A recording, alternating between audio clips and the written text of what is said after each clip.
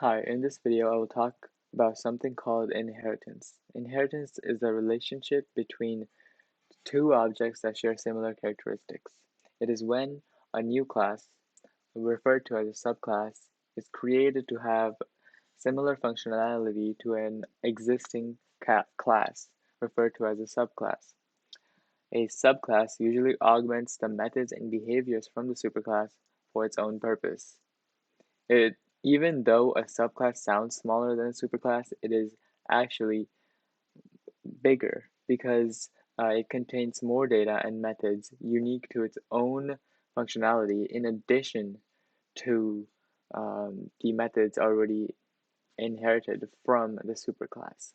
The benefit of inheritance is that it allows programmers to efficiently reuse their code because programmers can use an existing tested and debugged superclass to create many subclasses that share similar functionalities without any additional lines of code. The only additional code would be if some features in the subclass differ from the superclass. Inheritance doesn't just stop here. A subclass can itself be a superclass for another, leading to inheritance hierarchies. Consider this image on the right, um, with arrows representing the relationship between two objects. The direction of the arrow represents the superclass for an object. This relationship between two objects is known as a is-a relationship informally. For example, um, you can say that an employee is a person, a student is a person, a grad student is a student, and an undergrad student is a student. Interestingly, this relationship follows the transitive property, and so since a grad student is a student and a student is a person, it makes a grad student a person as well. These subclasses inherit the public and protected variables and methods of its superclass. However, a subclass can change a method from the superclass for its own purpose, which is something called method overriding, which I'll explain later in the video. First, now I will show what inheritance looks like in code.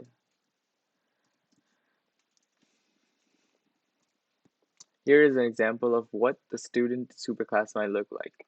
There's nothing different in this class per se than a normal class. It contains its variables, its constructors, and its methods. However, when you want to copy the functionality of this class, you can use the methods in this class and create a new class with the keyword extends, which basically tells the new class to build upon the existing uh, student or existing superclass. And of course, constructors are never inherited. Interestingly though, even though the variables in the superclass are private, subclasses actually do contain the memory for them, which is why this class grad student and the undergrad student, which also extends student, can inherit all of the methods of the student superclass, even though the variables test and grade are private and used in these methods. They do so because they have a public accessor method for these variables, which allows the subclasses to receive data about these variables without actually being able to change them. Of course, if the variable was public, the subclasses would have had the power to change these variables also. Now, moving on to method overriding. Method overriding is a feature that allows a subclass to implement a method from its parent class. A public method in a superclass can be overridden in a subclass by defining a method with the same return type and signature.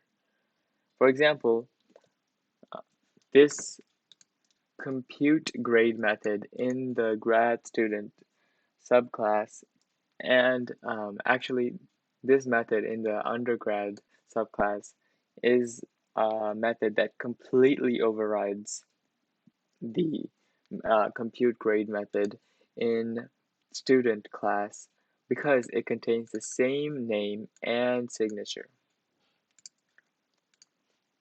However, you don't need to necessarily completely override a method to add features to it. You can use the super keyword to use the similar implementation of uh, the parent class and your own um, add on your own lines. For example, as it is done in the grad student class with the same um, method. And of course, private methods cannot be overridden.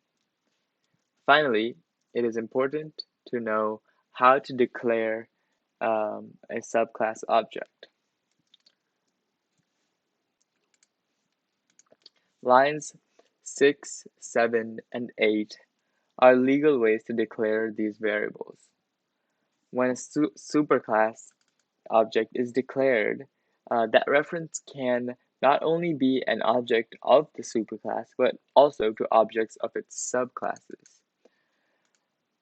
This works because a grad student is a student and an undergrad is a student. On the other hand, these two lines will not work because a student is not necessarily a grad student and or an undergrad student. So now to quickly recap the information in this video, we learned that a subclass is an object of the superclass, and the extend keywords helps us create the subclass. We also learned about method overriding, which is when a subclass changes the implementation of a predefined method in the superclass. Finally, an important way to partially override a method is through the super keyword.